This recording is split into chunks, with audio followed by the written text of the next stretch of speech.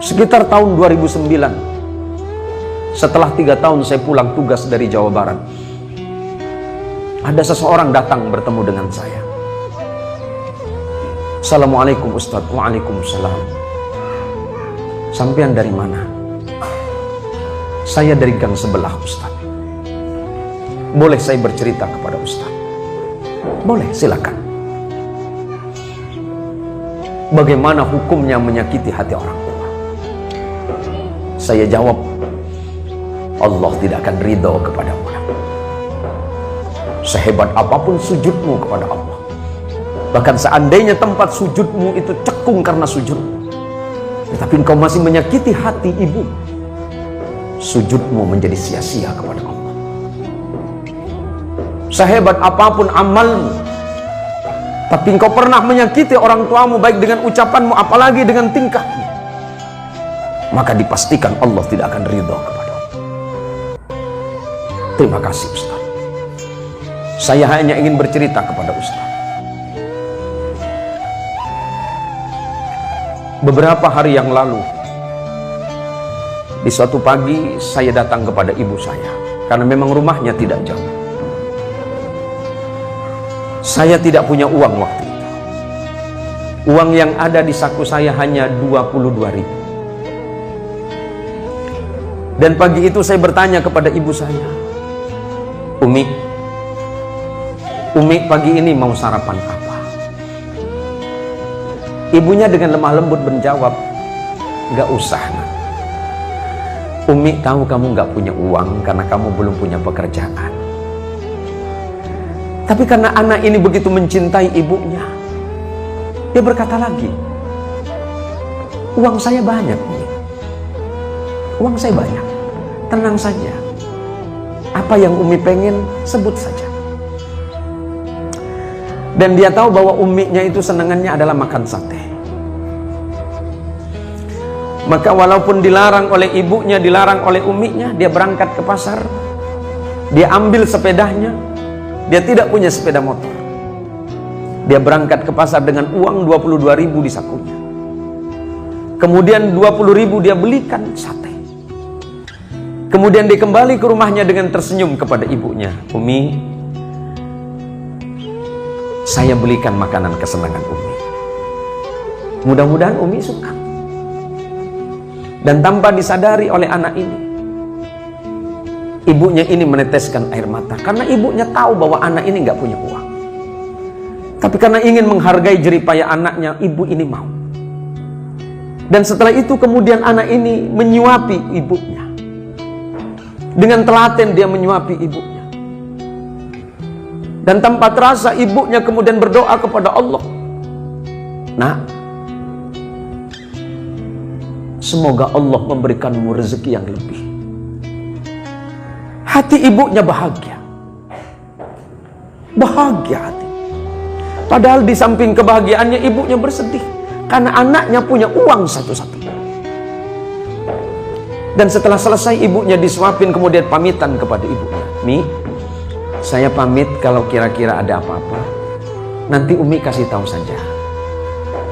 Nanti selepas sholat duha saya mau berangkat, saya ada janjian dengan orang.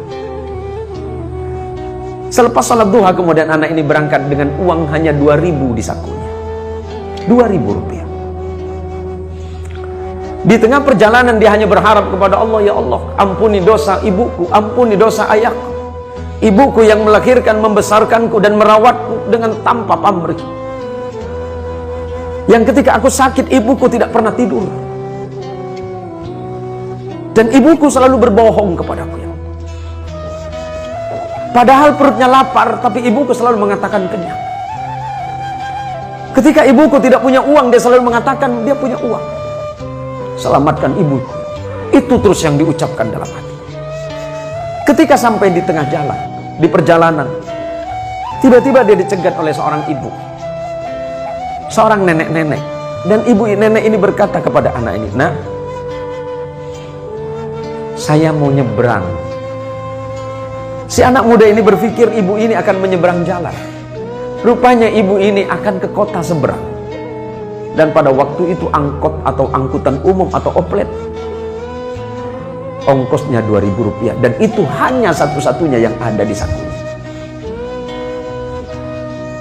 Tapi karena dia mencintai ibunya, setiap ada perempuan tua, dia menganggap itu sebagai ibunya.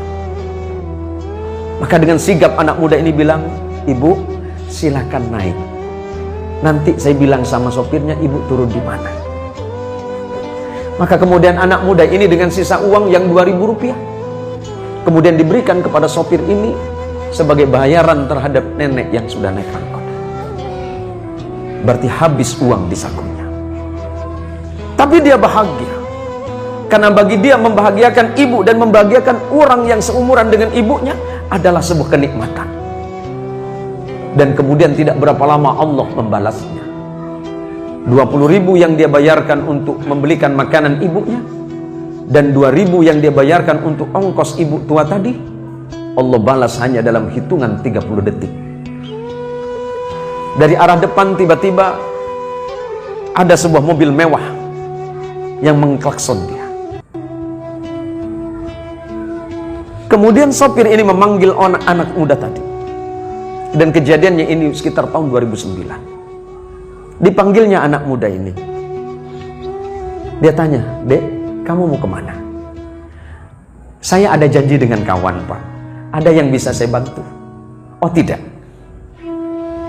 coba ke sini." Tiba-tiba kemudian orang ini berkata kepada anak muda, "Saya punya sedikit rezeki, memang saya sudah janji dari rumah akan bersedekah atas nama ibu saya. Dan saya senang melihat." Padahal orang ini tidak saling kenal. Kemudian anak ini dengan bersusah payah mengatakan, "Pak, Bapak mungkin salah orang. Bukan saya orang yang Bapak maksud." "Oh tidak, hati saya mengatakan adik orang." Tidak lama kemudian setelah orang ini menyodorkan amplop, si anak muda ini kemudian mengucapkan terima kasih dan memasukkan ke saku celana. Dan dia tidak berpikir apa yang ada di saku celana. Dia masih terus berjalan. Sampai kemudian dia mengurungkan niatnya dan kembali lagi ke rumah ibunya. Dan ketika sampai di depan ibunya, dia menangis sejadi-jadinya. Hanya karena sebuah bakti yang dianggap sepele. Ternyata Allah membalas 20.000 yang dibelikan makanan untuk ibunya, 2.000 untuk ibu tua yang seumuran dengan ibunya. Allah balas dengan jumlah 22 juta. Artinya apa? Bahwa bakti seorang anak kepada ibu itu tidak ternilai. Seperti apapun keadaan orang tua kita, mau baik dan buruk dalam pandangan orang lain, tetapi dia tetap orang tua kita yang patut kita hormati. Oleh karenanya saudaraku sekalian, para anak-anak, cerita hikmah yang saya sampaikan tadi ini menjadi pelajaran penting bagi kita di tengah-tengah kehidupan modern yang seperti sekarang ini. Di luaran sana banyak anak-anak muda yang cerdas dan pintar, tetapi ternyata mereka dalam keadaan kebingungan dan kesusahan, baik itu yang mencari pekerjaan ataupun mencari rezeki.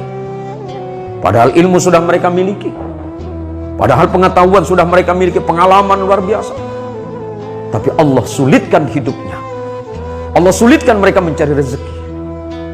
Boleh jadi salah satu yang menghalangi antara doa dia dengan Allah adalah dosa kepada orang tua yang tanpa disadari. Maka sebagai bakti kita kepada orang tua, jaga akhlak kita, jaga ucapan kita kepada orang tua, jaga perbuatan kita kepada orang tua. Karena ridallah fi ridal walidain wa sukhtullah fi sukhtil walidain. Ridha Allah tergantung kepada ridha orang tua, dan kemurkaan Allah tergantung kepada kemurkaan kedua orang tua.